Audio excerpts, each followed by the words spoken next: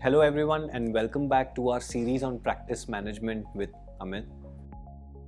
As a part of this series, we are going to pick up a lot of critical aspects when it comes to financial advisory as a practice, and Amit bhai here will help us understand certain invaluable insights that will help you manage your practice more efficiently.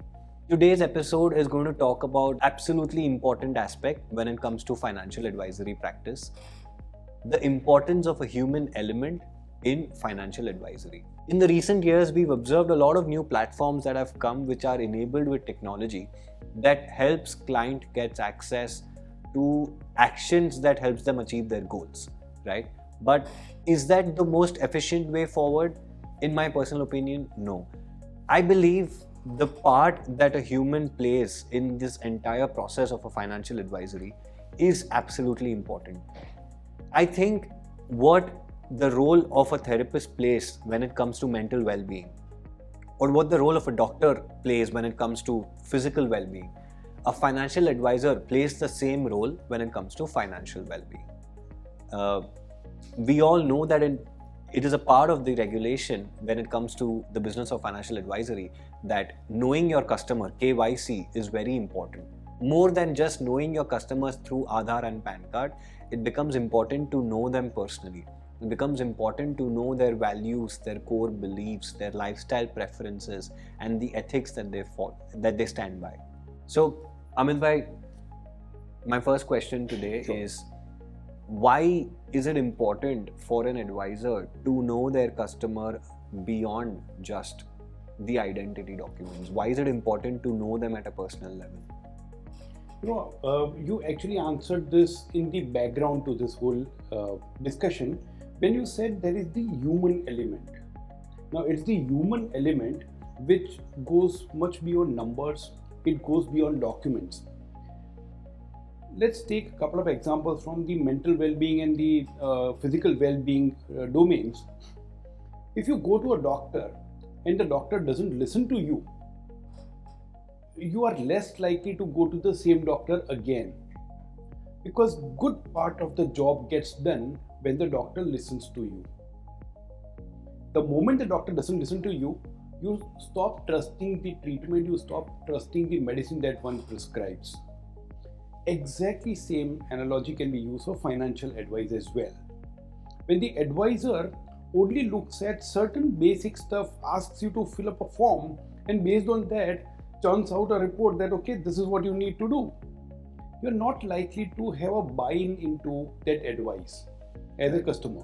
Right. And from that point of view, the QFA must understand the importance of knowing the customer. And as you rightly said, it's not about Aadhaar card and PAN card. It's about certain documents, it's about certain details, it's about psychology, it's about aspirations, it's about responsibilities. How do you observe those things?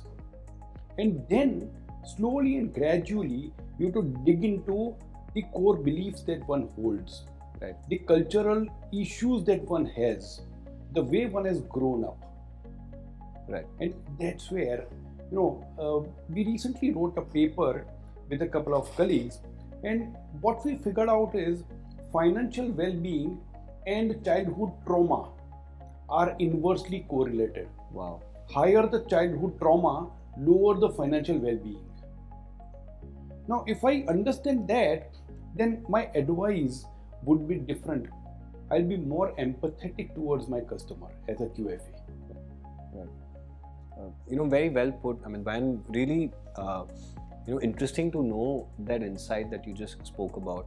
But as a qualified financial advisor, somebody who's not a psychologist major or somebody who's never studied this, how can they practice this in a day-to-day? So when it comes to their clientele, the core beliefs of the client, the lifestyle preferences of the client, the principles that the clients have in their life plays a very important role when it comes to their clients taking financial decisions. Right. It could be agreeing to the qualified financial advisor's approach, like you mentioned, buying into the entire approach. So in a journey of the qualified financial advisor and the client, how should the qualified financial advisor participate in conversations wherein they can make the client feel comfortable as well as also understand the client beyond just Aadhaar and PAN card? So Anuj, there are a few tools available readily, but at some stage the QFA would have to acquire the knowledge of a person's psychology. Right. Incidentally, we lost one of the greatest psychologists a few days back, Daniel Kahneman, Yes. who brought the focus on psychology Yes. by getting the Nobel Prize in Economics in though he's a psychologist. So one of the important things that one has to understand is that psychology plays a huge role. Now, what is psychology actually? If we are looking at a computer can be programmed to do certain tasks. Similarly, human beings are programmed in certain manner, and these programs, or whatever you call it, they come from multiple sources. It could be the culture, it could be the family, it could be the country that you are born in, or the family that you are born in. The life experiences of life can play a huge role. Incidentally, my parents' experiences can also impact my programming. Correct. Right? So in that case, understanding that psychology plays a role, understanding that beliefs are formed because of various experiences and various cultural issues, that knowledge itself is very powerful. Right. Now comes the question. Now I was talking about the tools that can help capture some of the details. MoneySign, for example, is a very powerful tool to understand the person, right? Right. Similarly, there are certain questions, a couple of questions talk about, just to very crudely put it, it says, assume that you got all the money in the world, how would you live your life? Or to put it in a very, sensitive manner, it says, suppose that you are told that today is your last day, how would you want to live the life? When you think about it, the gravity of the questions hits the person, and a lot of inner beliefs and something that's hidden inside that comes out. Right. Because if it's my last day today, then suddenly something happens, and the regret part of what I've not done so far comes out. If I got all the money in the world, then all my dreams and aspirations come out. Right. You are able to bring out those kind of things. So those tools are available, is what I wanted to say. But the moment you bring out those, a lot of things come out. But at the same time, observations play a major role. Now, what are the observations? You look at the lifestyle of the person. Is the person living a simple life? Or somebody is spending a lot of money on luxury items and loves to live that kind of a life, larger than, you look at the way one talks about money. Is money something that one, remember that proverb that money is the root of all evil? No, that's one kind of a mindset. Whereas somebody else says, no, Lakshmi is the goddess and that's how I treat my money. That's a different mindset altogether. So you respect money. In this case, you consider it as root of evil. And we've seen both types of people. As a QFA, one has to understand nobody is wrong. Whichever side one is, the client is that type of a person. Right. And that is KYC. My job is not, as a QFA, my job is not to change the client. My job is to offer advice considering the client is like this. Correct. Very true. Right? And that's where KYC becomes important. Right. Asking certain questions about childhood experiences related to money is another good way of understanding how one has grown up. Right.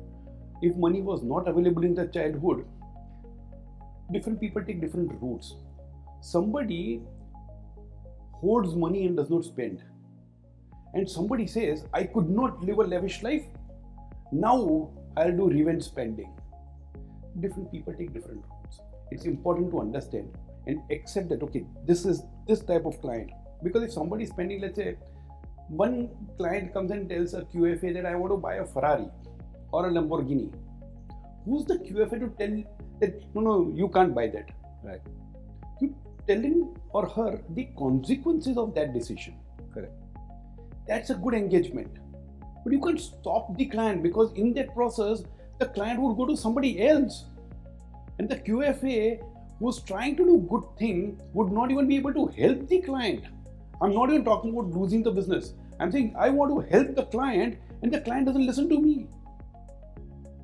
Right? That's where KYC becomes important. Yeah. Understand the client, and then the language, the advice, and every other aspect has to be customized to that client. Right. Yeah, and I think that's a very well put answer, Amit bhai. And when you brought up MoneySign, just to add, so MoneySign is a completely psychology-driven Yes. tool, assessment tool. We've considered a lot of work done by Mr. Daniel Kahneman. We follow the Oceans framework in the MoneySign. So the idea, and it's a patented technology. Right. It's a patented psychological assessment framework. And the beauty of MoneySign is that it looks beyond just the capacity of the assessment taker, if they can take risk or not, right? Yeah. And when it comes to money, it's more important to understand the person's personality beyond just risk profile, because risk profile, I feel, is directly synced with the market cycles. The way the cycles are moving for the market, the risk profile would change. Yeah, I think it's a very well put answer there. So just your point was absolutely bull's eye, because a lot of times QFAs try to think rationally. Yeah. There's a fashion to think rationally, which is okay. I've got nothing against rational thinking. But one has to also remember that a decision is always taken emotionally. Just think about it. If somebody gives me a proposal for investment, the moment I sign that document is my leap of faith. Yeah. Because I know that I don't have 100% information. But I'm still taking that leap of faith. And leap of faith means I've overcome the fear. Yeah. And fear is the strongest of the emotions. Yeah.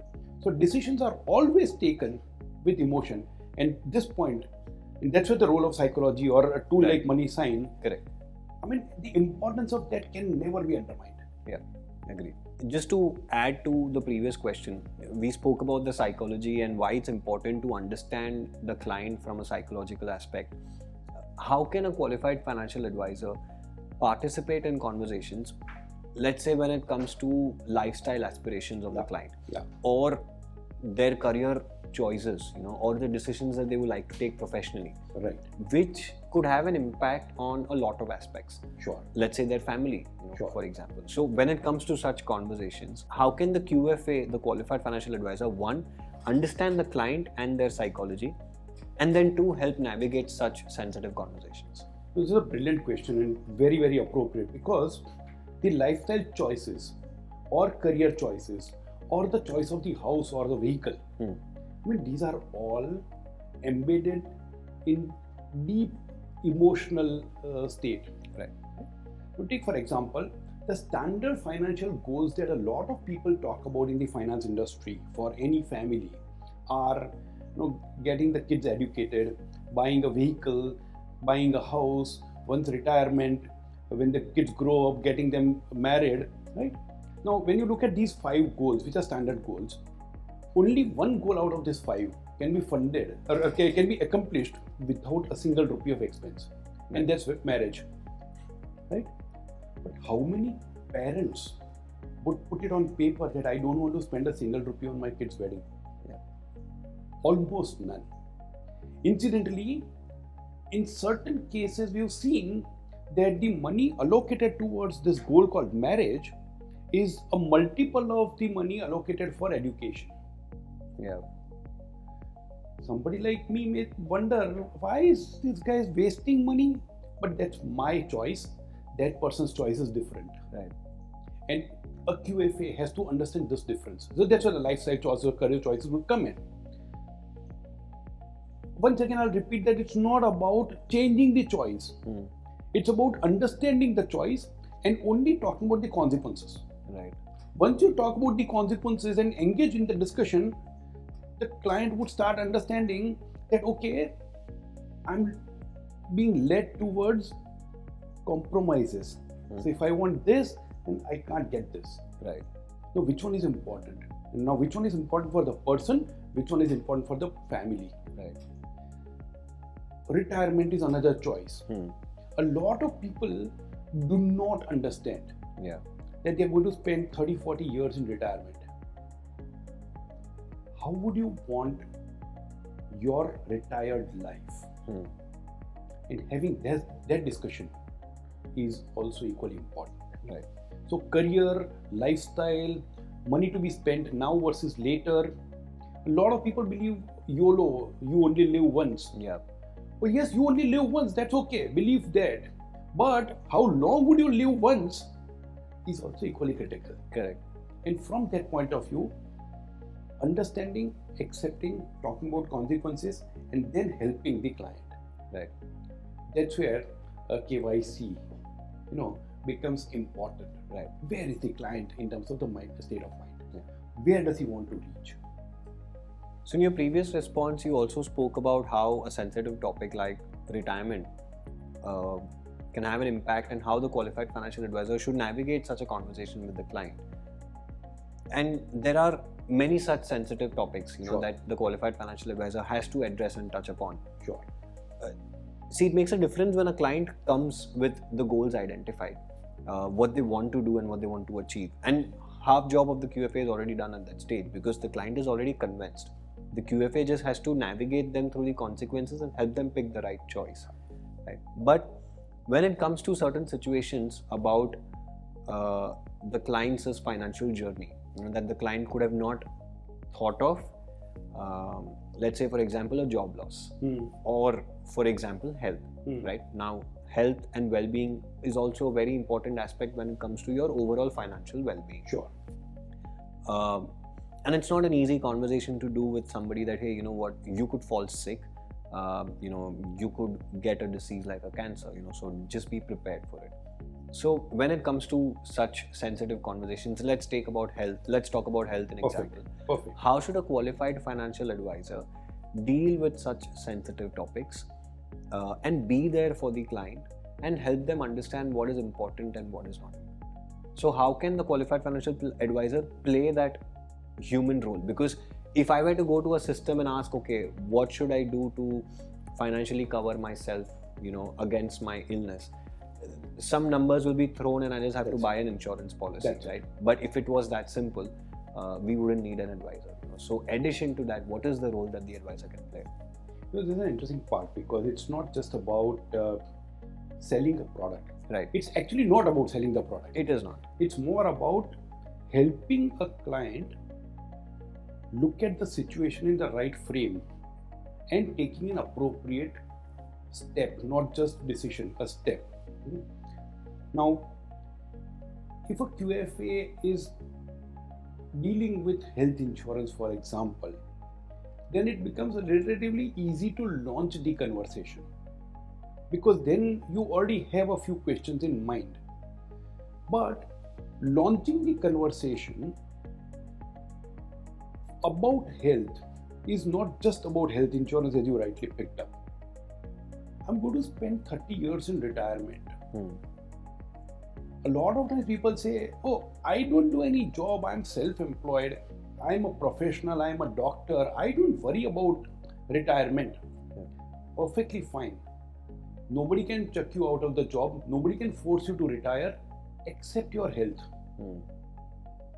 So I can work till 90 if my health permits. And that's where some stories, real life stories, need to be brought to the discussion table. And there are enough number of stories. Okay, so and not to get into a negative tone, but we've seen families getting completely financially wiped out simply because they were not prepared about an adverse situation. And you talked about job loss. Add to that, there are business losses. Some small mistake of lending a large amount to a friend to start a business. And while emotionally it's a good decision, financially it may turn out to be a bad decision and not for the friend's fault. Right. Right? So those discussions need to be brought to the table. And there are multiple things that can go wrong. In my understanding, the risk of going wrong, risk of something can go wrong, is the reason why a QFA is required. Right. If there was no risk, then advice is not required. And from that point of view, preparing the client and communicating this is important. A very interesting book that I'm reading these days by a German guy, I forget his second name, but the first name is Greg. That book's title is Risk Savvy. And he says, more than financial literacy, risk literacy is important. Because experts like QFAs, doctors, etc., they are not taught how to communicate risk to the clients. Right. And which is exactly your question, because it's a sensitive matter. Can Exactly. I come and talk to you about your death? Yeah. Very tough. And that's where a discussion on a will becomes difficult. Correct. Right? So these things can be can be done by using stories and anecdotes, and that appeals to people.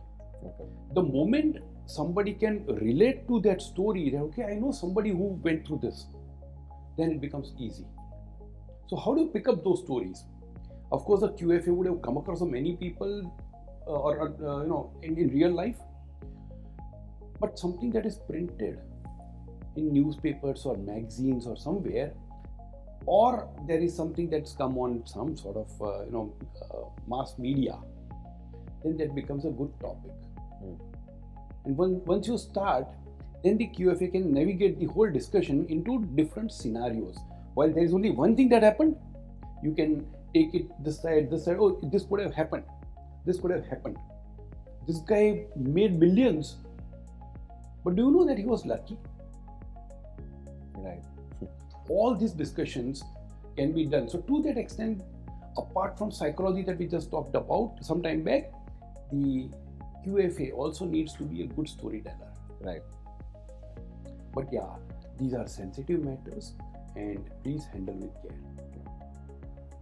So many roles a qualified financial advisor has to play, right? I mean, of course, they have to be qualified, they have to be certified, they have to be an expert, or they have to be, the person who understands all the products and everything when it comes to financial planning. But apart from that, they have to be a good communicator, they have to be a good storyteller, they have to play so many roles and change so many hats. We touched about a lot of various topics when it comes to financial planning and the conversations that a qualified financial advisor can do with their clients, keeping in mind the psychology and the personality of the client and the belief system of the client. One such topic that I would like to take your insights on is philanthropy and charity. So when it comes to such things, how can a qualified financial advisor speak to their clients when it comes to such topics? How can this be incorporated as a part of a wider financial strategy, if it should be, if it should not be? Because while everybody thinks donating is good, philanthropy is good, not everybody finds the means to do it. Yeah. Right. So this is an interesting point. Now let's come back to KYC. And it all starts there. While we know that philanthropy is good, we know that doing something for somebody else is good, does the client also share the same belief? Right. Is question number one. And I would like to spend some time understanding whether the client shares that belief or not. Because if the client says, sorry, I'm not interested in charity, let somebody earn the money, I'm not going to give charity to anybody. And in that case, a QFA going and telling the client that you should provide something for charity, you're going to lose the client. Yeah. It's again the same thing that a client says, okay, I'm a risk taker, give me equity, and then I would go and say, put some money in bank fixed deposit. You're going to lose the client. Correct. That's number one. Number two, even when somebody believes that charity is good, there is a fear that if I donate money, what would be left for me? Right. And lot of times people operate out of that fear, and because of which they don't donate. One has come across such people also. And in that case, in that situation, the QFA's job is to help gain that confidence or give that confidence to the client that, sir or madam, you got enough to take care of your requirements. And after that, something is available. Now, put whatever number. So let's say if you can donate 10,000 rupees a month, you don't have to start with 10,000 a month. You can start with 2,000 a month, even when the buffer is available. Yeah. But at least once somebody makes a beginning and takes that first step, as it is said, the journey of 1,000 miles always begins with one step. Help the client take that one step, because the first step often is the most difficult. Because of that fear, nothing will be left with me. And I know people, an old person with an investment portfolio running into a few crores,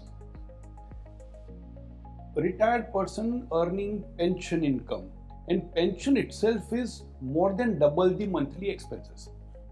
And this person feels, I don't have enough money. Right? Now, how do you take care of that fear? So while talking about the medical emergencies or job loss is about giving that negative scenario, in this situation, it's giving the positive scenario. Right. And that's where a QFA needs to be very well balanced. Now, how do you get that balance? It starts with empathy. And we did an episode on empathy. Yes. If you are empathetic about the client's well-being, then you would start to believe that, okay, I need to give various scenarios and I need to talk about consequences. Right. If you donate 1,000 rupees a month, Anooj, your life is not going to change. So if you really believe, let us make a small beginning. Right. Because that 1,000 rupees does not impact your finances, but it changes the life of a person. And that's the power. So this is one part of the communication. Observing whether somebody is interested in this kind of donations or not, Right. can also be brought into discussion without sounding imposing. We're generally chatting about what's happening in the world. If I feel something about the Russia-Ukraine war, for example, though it is far off, and today hardly anybody talks about it. A year and a half back, everybody was talking about it. Correct. Today, hardly anybody talks about it. But do I still feel something about that? Then I am likely to be a candidate who would be interested in charity. Right. But if there is a fight in the neighborhood and I don't even look at that, or if there is a mishap somewhere close by and I ignore that also, then I have less empathy as a client. And the QFA needs to observe these things during the discussions that one is having. Right. Real life examples, stories, these are the tools that one can use. You can't ask somebody, do you want to donate? It can't be that direct. Correct. They're sensitive issues. Correct. And in the end, I just want to add one more point. Right? We started with KYC. Yeah. Know your clients, but equally important is know yourself. And that's where the empathy episode that you look at, or the current episode, know yourself. Are you in a hurry to close a sale? Yeah. The chances are you may close the sale fast, but eventually you lose the client. The other side of it is wait for the sale and win the client for life. Right. So know yourself properly. Once you do that, I think you will make a world of difference to the lives of so many people, and eventually that payback will come. I think the way you've structured all these answers, Amit Bhai, is so well. It feels like you just casually dropped so much of wisdom. Just to summarize everything that Amit Bhai has shared about how a qualified financial advisor can pay attention towards their clients' personality, psychology, values, beliefs, right, and help the clients take the right financial decisions, is by understanding the clients better, Of course, not judging them at the first level and not telling them that what they are thinking is wrong and the other option is right, but simply by guiding them to what the consequences could be of both the available options, guiding the client towards what's right for them, right?